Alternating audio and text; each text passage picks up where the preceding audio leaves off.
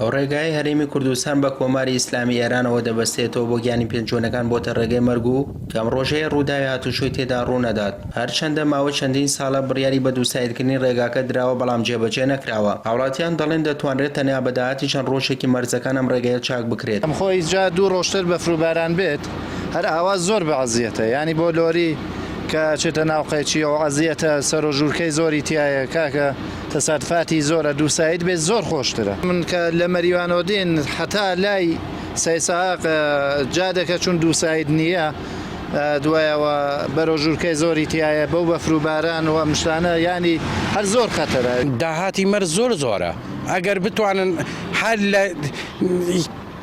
کەمێکیان بۆ ئەم جادەیە سەرف کردایە ئەیانتوانی بە ئاسانی جادەکەیان چاک بکردایە، چونکە جادەی پێنجۆن سەیسایە کاکە ئەکەونەی نەماوەتەوە تاوەکو گیر و گرفتێکی وەهای بۆ دروستکە بۆ حکوومەت بڵێ کاکە من نایکەم. داهاتی زۆرمانەیە لە مەرجەکانەوە ئەتوانن بەشێکی کەمی دابینکەن بۆ ئەم جادە ئەتوانن بە کاراسانی چاکی بکەن. قایمخامی خەزای پێنجۆنەوەی نەشاردەوە کە ڕێگەی سەی سادە بۆ پێنجۆن ڕێگەیەکی مەترسیدارە.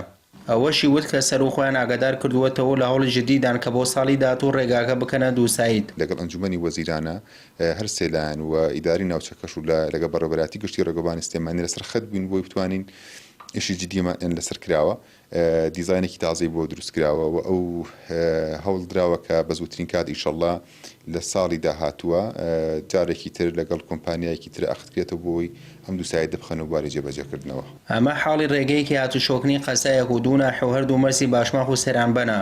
ڕێگەی پێنجۆن بۆ سەی سادە کەوڵۆس کە ڕێگەیەکی سەرەکیە درێژەکەی نزیکەی 27 کیلۆمەترە و جگە لە یەکسایەتی شەقامەکە چاڵەچۆڵی زۆر تێدا و هێمای پێویستی هاتوشۆشی تێدا نییە.